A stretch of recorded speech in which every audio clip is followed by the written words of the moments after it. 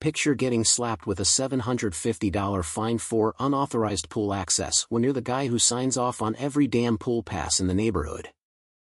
That's exactly how my personal war with Karen Whitaker, our HOA president, exploded in the middle of sunny suburban paradise.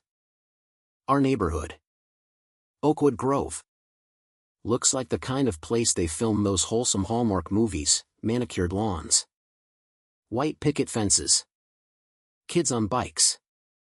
But underneath that Instagram filter is a pressure cooker of rules so ridiculous they'd make a North Korean border guard blush. Grass can't exceed 2.5 inches. Holiday lights only between November 25th and January 5th. Mailboxes must be Heritage Beige 47. And God forbid your trash bin sits at the curb 1 minute past 8 p.m. On pickup day, Karen enforced all of it with the cheerful ruthlessness of a hall monitor who'd finally found her kingdom. I'm Ryan Caldwell, 44. Financial analyst who works from home. Married to Emily. Dad to 2 kids who think the community pool is basically their second backyard. A few years back, Karen started a whisper campaign that I was damaging property values because I had visible Ethernet cables running to my home office and occasionally skipped her mandatory neighborly bonding potlucks. People started giving me side eye at the mailbox. I kept my mouth shut, smiled, waved, and watched. I'm good at watching. So when the committee spot opened up for amenities oversight, pool, playground, that sort of thing, I volunteered. Figured if I was inside the machine, maybe I could stop it from chewing people up. Big mistake. Huge. The letter arrived on a Tuesday evening. Thick cream envelope with the HOA gold foil logo. I already knew. Karen's signature at the bottom, accusing me of violating the guest policy at my own daughter's 8th birthday pool party 2 weeks earlier. The same party I had personally approved as committee member. The letter demanded payment within 48 hours or further legal remedies would be pursued. The final line read like a bad mafia movie: "This matter will escalate if ignored." I stood in my kitchen staring at that paper while my kids splashed in the backyard sprinkler. And something inside me finally snapped, not loud, not dramatic. Just a quiet, cold click. I wasn't going to roll over anymore. The next afternoon I walked straight to Karen's house. The one with the perfect American flag and the "Bless This Mess" sign that lied through its teeth. She opened the door in her signature pastel cardigan. Hair helmet sprayed into submission. Smile dialed to concerned community leader. Ryan. What a surprise. Everything okay? I held up the letter. Explain this. Her smile never wavered. But her eyes went flat like a shark's. Oh. That. Well. As you know, the guest policy clearly states that any gathering over 8 non-residents requires board pre-approval at least 7 days in advance. You had 12 guests. I'm afraid rules are rules. Even for committee members. Karen. I am the committee member who approves these things. I sign my own form. She tilted her head like I was a slow child. And that, Ryan, is precisely the conflict of interest we're addressing. We can't have people in positions of authority bending rules for personal benefit. It sets a terrible precedent. I'm just protecting the community's harmony. I laughed once. Short and sharp. Harmony. Right. So the $2,400 you spent last quarter on emergency pool deck consulting from your cousin's LLC, that's harmony too? For half a second her mask slipped. Just a flicker. Then the smile snapped back. I have no idea what you're talking about. Now, if you'll excuse me, I have board business to attend to. She closed the door in my face. Polite. Civilized. Pure poison.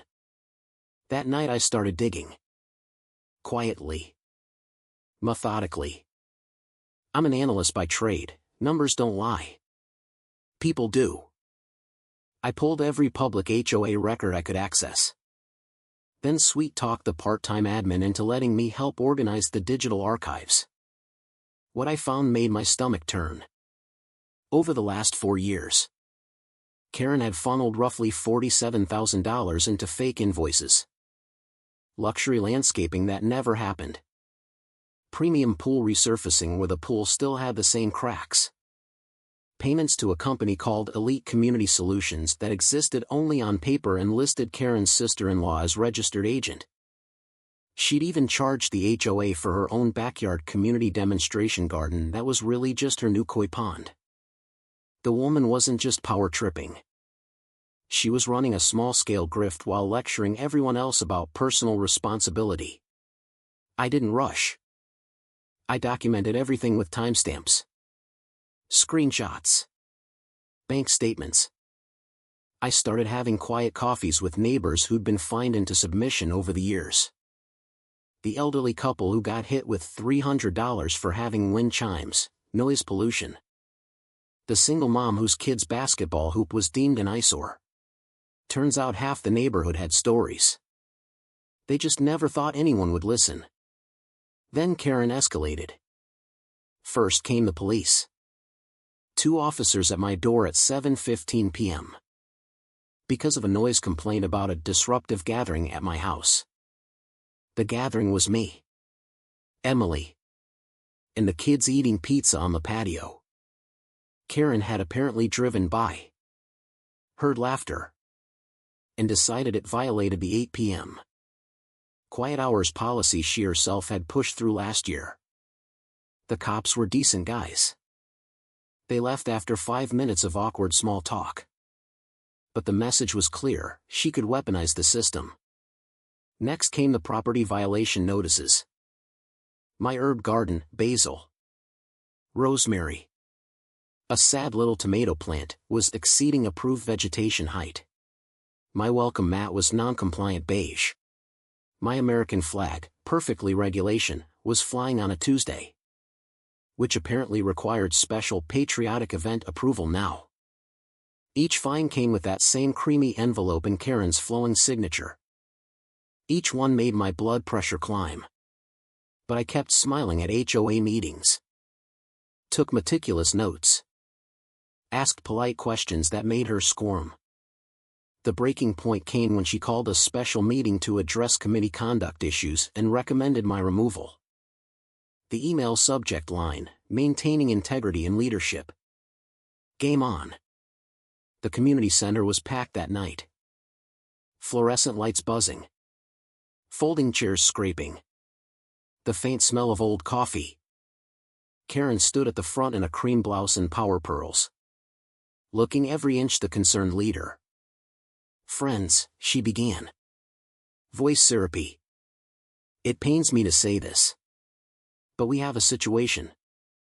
Ryan Caldwell has repeatedly shown disregard for our governing documents.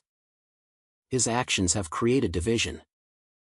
For the good of Oakwood Grove, I must recommend his immediate removal from the amenities committee. Murmurs rippled. A few of her loyalists nodded like bobbleheads. I stood up slowly, folder in hand. The room went still. Before we vote, I said. Voice calm. I'd like to share some documents that speak to integrity and leadership.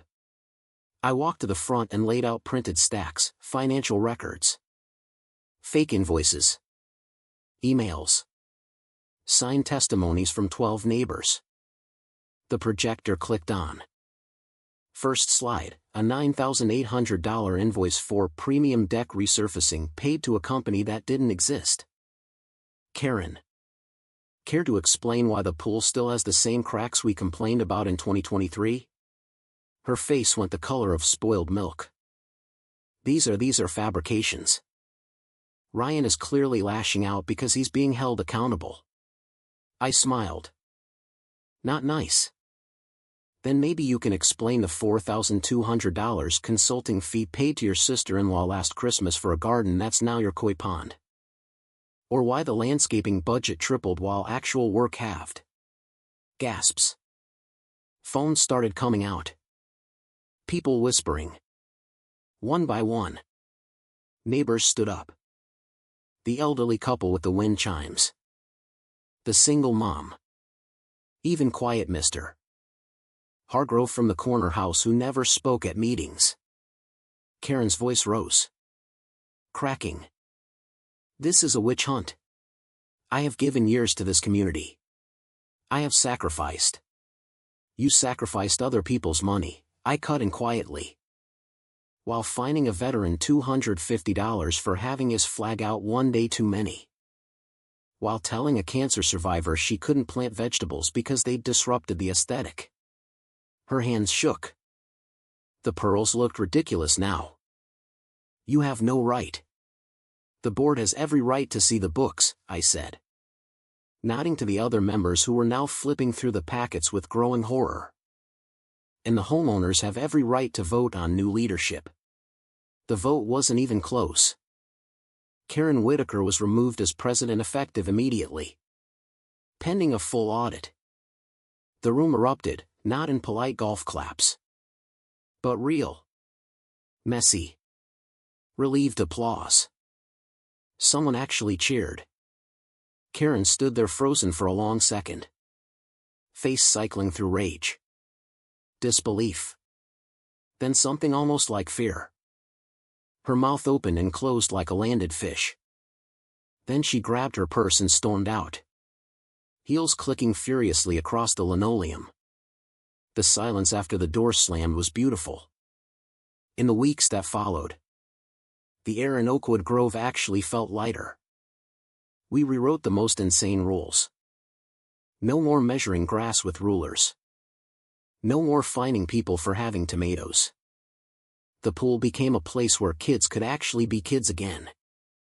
A forensic accountant neighbor volunteered to help with the books. And surprise. Surprise, more irregularities surfaced.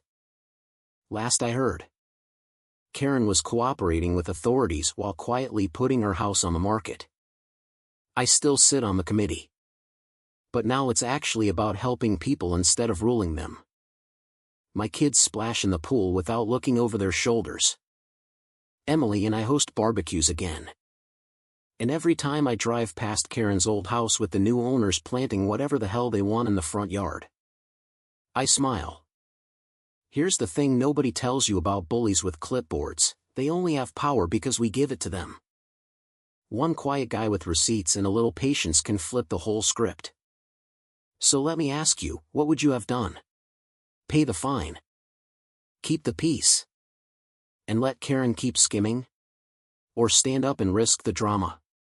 Was I the troublemaker for fighting back? Or was she the real threat to the neighborhood all along? Drop your honest take in the comments. I read every single one.